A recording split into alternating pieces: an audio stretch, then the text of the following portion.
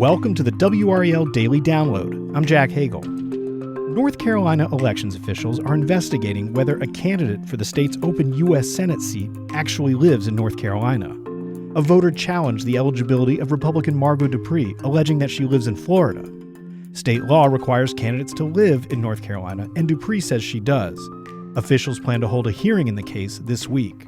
WRAL's Jalen Jones spoke with WRAL state government reporter Will Doran about the case on our YouTube channel. Here's that discussion. Hello, everybody. Welcome in. I'm Jalen Jones. I'm here with Will Doran, here for another episode. We have some controversy going on our local Capitol Hill. That's going to go to Capitol Hill. If you're watching this on YouTube, make sure you like and subscribe to this video. If you listen to us on podcasts, make sure you rate us, give us 5 stars, leave a comment. The community is what makes WRL different, and we love you guys and your guys' feedback, your guys' comments, your guys' willingness to help out with stories is what makes us unique as a local TV station, and we appreciate you guys as well. We are here today, really been triggered by retiring Senator Thom Tillis out of North Carolina is giving up his seat. Right. A lot of people have interest in their seats, in this seat specifically, whether it's for different reasons, different agendas, Democrat and Republican. We're here today to talk about one particular situation. Margot Dupre, a Florida resident that is running for the North Carolina seat. Hopefully I'm saying that right. Will clear me up. She says that she is not a Florida resident. Okay.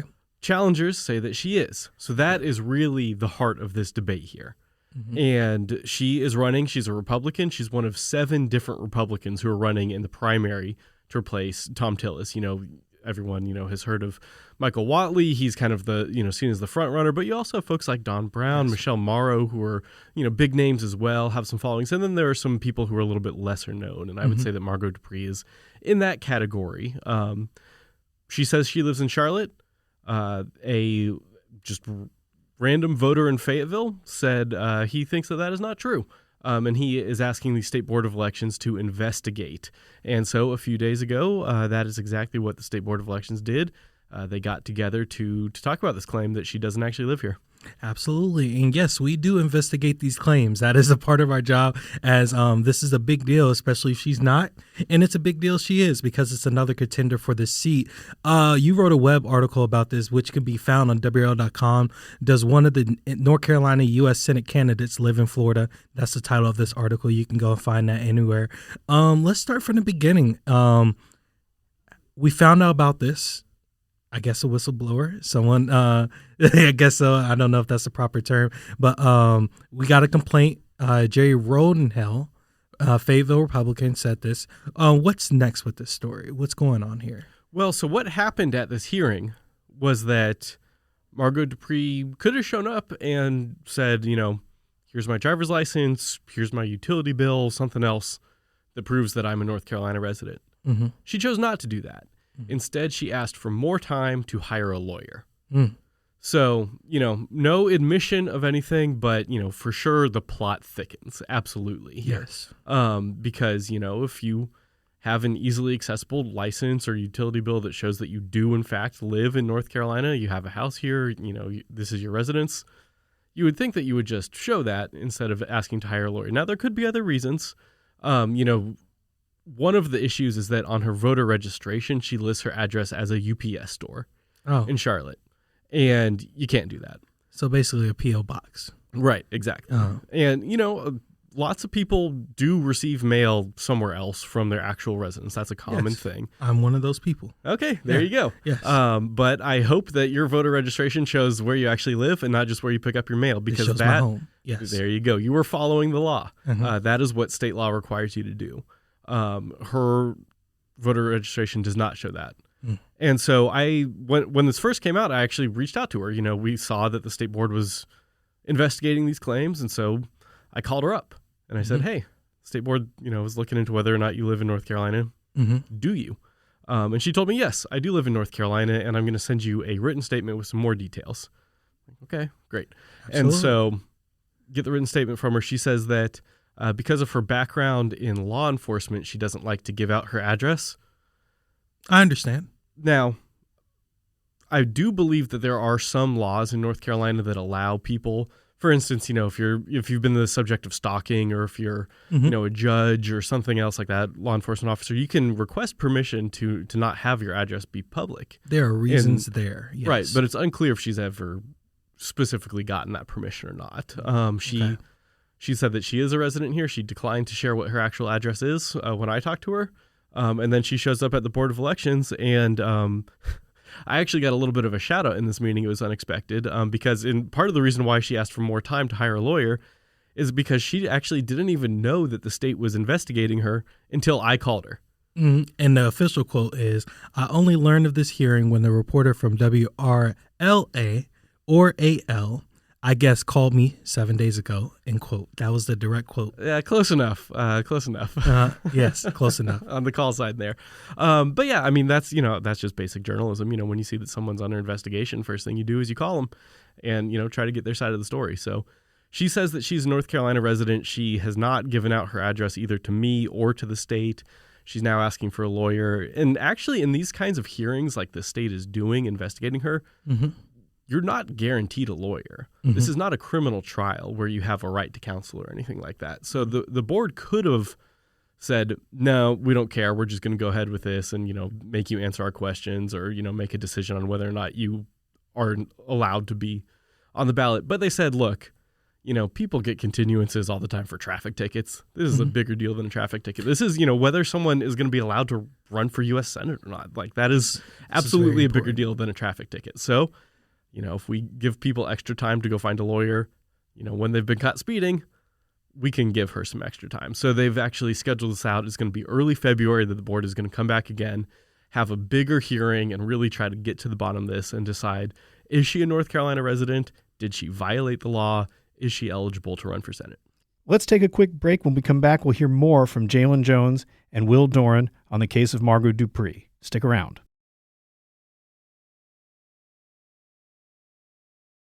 Welcome back to the WRAL Daily Download. We're hearing from WRAL state government reporter Will Doran about candidate eligibility in North Carolina. Let's go down two paths here. One, why does this smell fishy? And two, I completely understand the logic in this.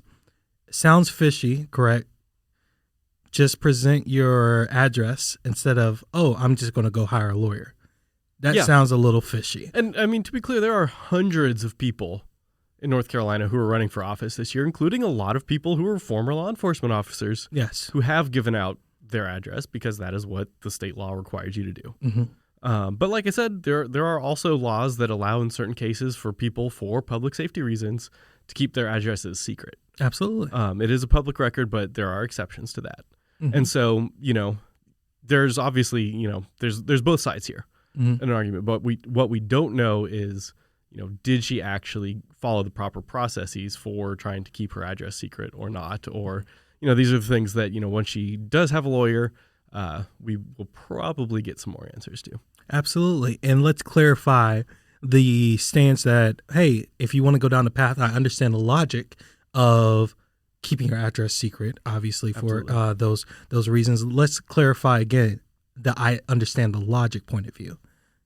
Yeah. I mean, if you're worried about your safety and you don't want people showing up to your house, there are very reasonable arguments to be made for that. Because, other states also make it much harder to find people's voter registrations. It's very easy here in North Carolina. I've tried to look up people's voter registrations in other states like Arizona and places like that. And I mean, you need your social security number or a driver's license to be able to figure out okay, this is the address where someone's registered to live. Here in North Carolina, you don't need any of that. All you need to know is their first name and their last name. That's it. It's very easy to find people's information online. And it's transparent. Yeah. There's obviously, people could have problems with that or not, but the fact of the matter is that, yes, this is a public record and we do require people to follow the rules. And, especially, in this environment when you hear particularly members of the Republican Party talking a lot about election laws and election integrity, I think a lot of voters want to see that their candidates who are running for, one of the most powerful offices in the state, U.S. Senate, arguably the most powerful office we elect, Yes. are actually following those rules. Absolutely. And, if there is a complaint about the law, there are methods to petition a change in the law.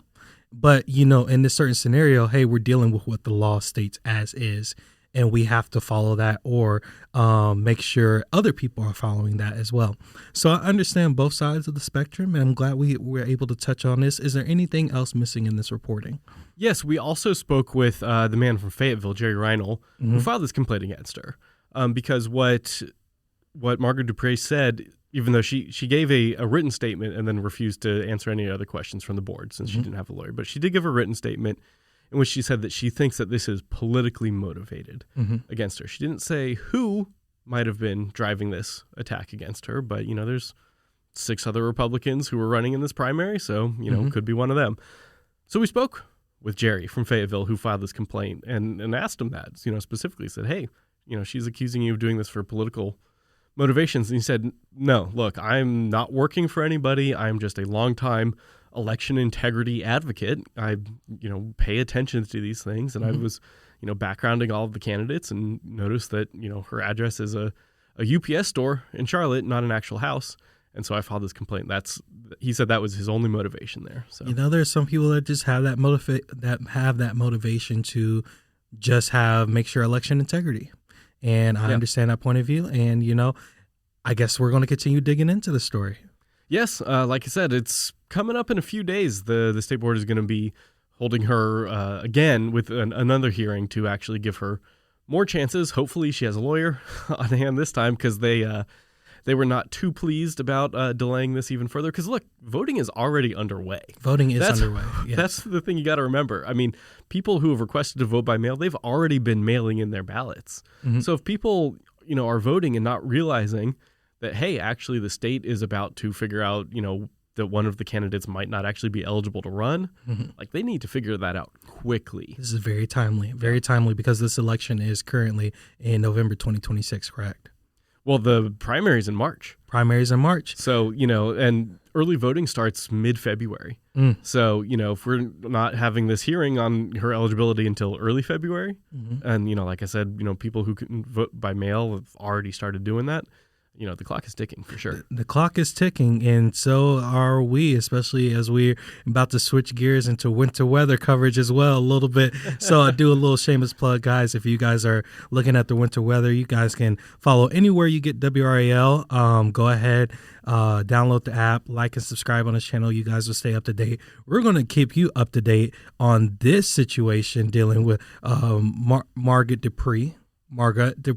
We'll keep you updated right here on WRAL.com. Well, thank you so much for your time. Thank you. And let's hope that hearing does not get delayed due to the winter weather. Yes. We'll see what happens. Yes, the time is ticking for a lot of things, for a lot of different reasons. Again, if you're watching this on YouTube, like and subscribe. If you're also listening to this on podcast, rate us, review us, leave a 5-star, leave a comment. The community is what makes this a real The community is what makes WRAL what it is. So, again, thank you guys so much for listening. And send us tips. If you got some news that we need to be reporting on, email us. We'll take it. Absolutely. WRAL.com/report it is where you can submit your tips, submit pictures of winter weather. If you have tips on the election, if you want to talk to us and know somebody, please send us that content. You guys make us great. You guys make WRAL what it is.